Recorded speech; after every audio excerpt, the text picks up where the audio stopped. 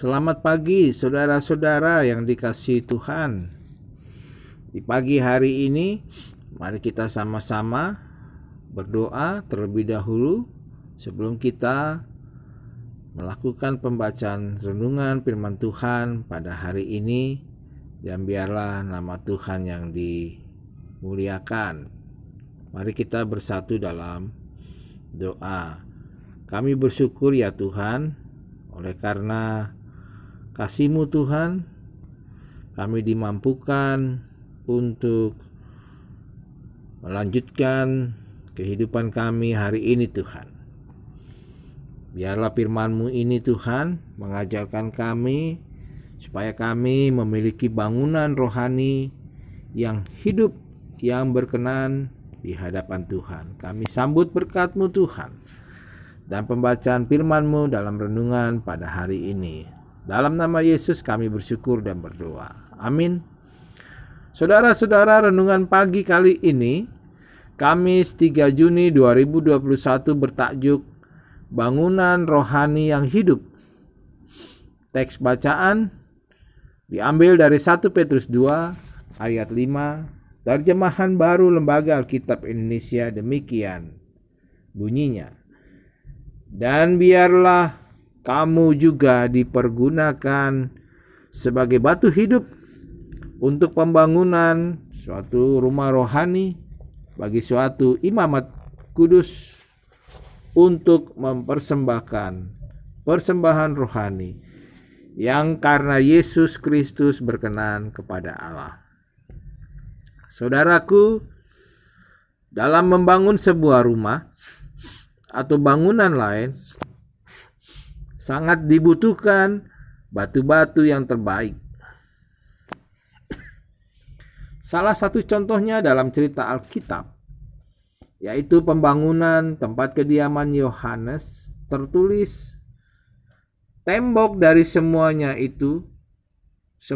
ini dibuat dari batu yang mahal-mahal, sesuai dengan ukuran batu pahat, digergaji dengan gergaji dari sebelah dalam dan dari sebelah luar, dari dasar sampai ke atas, dan juga tembok luar sampai kepada tembok pelataran besar. 1 Raja-Raja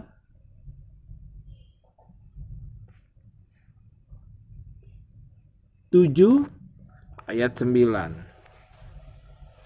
Meskipun batu-batu tersebut memiliki kualitas tinggi dan berharga, sangat mahal, namun batu-batu itu tidak bernyawa, tidak hidup. Dan bangunan tersebut pada akhirnya tidak akan bertahan lama. Semua bangunan yang dibentuk dari benda mati akan habis, pada akhirnya ditelan kemajuan setiap zaman. Nah, saudaraku, hal ini sangat berbeda dengan bangunan rohani yang dimaksudkan firman dalam nas kita pagi ini di hari Kamis. Rumah rohani Tuhan yang dibangun sesuai nas ini bukan dengan batu-batu yang mati, tetapi dengan batu yang hidup. Sebuah batu hidup adalah sebuah unit tunggal sebelum ia dibangun menjadi satu dengan yang lainnya. Tuhan Yesus pernah berujar, "Engkau adalah Petrus, dan di atas batu karang ini aku akan mendirikan jemaatku, dan alam maut tidak akan menguasainya. Kepadamu akan kuberikan kunci kerajaan surga. Apa yang kau ikat di dunia ini akan terikat di surga, dan apa yang kau lepaskan di dunia ini akan terlepas di surga." Injil Matius 16 ayat 18-19. Itulah yang disebut pembangunan atau rumah bangunan rohani kita. Sehingga teks ini menggambarkan rumah rohani yang Allah bangun.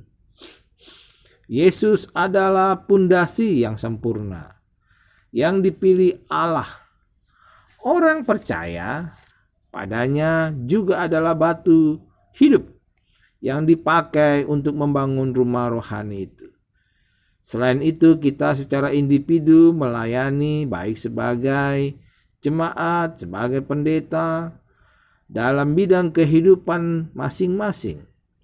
Kehidupan ini kita persembahkan kepada bangunan rohani kita. Setiap bangunan adalah penting dan harus menjalankan fungsinya masing-masing. Karena itu, kita harus menjalani kehidupan yang baik sebagai orang asing di dunia yang bersiap untuk pulang bersama Bapa di surga. Dan dalam perjuangan melawan keinginan daging itu, kita melakukan perbuatan dosa. Dan sekarang kita belajar untuk kita menjadi hidup sebagai batu yang hidup untuk kemuliaan Allah. Nah, saudara-saudaraku, selamat pagi saudara. Tetap semangat karena Yesus hibur bagi kita yang berduka, memulihkan bagi kita yang sakit, dan menguatkan bagi kita yang tengah bergumul, baik bergumul iman, bergumul dengan kehidupan rohani kita, bergumul dengan pekerjaan kita. Percayalah, ketika kita kuat dalam bangunan rohani, Tuhan pasti mampu memecahkan masalah. Selamat pagi, Tuhan Yesus memberkati kita di hari Kamis ini. Kita berdoa. Kami bersyukur dan berterima kasih Tuhan. Biarlah perjalanan hidup kami di hari Kamis ini berkenan di hadapan Tuhan. Kami sambut kehidupan kami Tuhan, keluarga kami, anak-anak kami Tuhan, pekerjaan kami. Biarlah berkenan menjadi kemuliaan sebagai bangunan rohani kami masing-masing. Dalam nama Yesus kami bersyukur. Amin. Ya Tuhan, tiap jam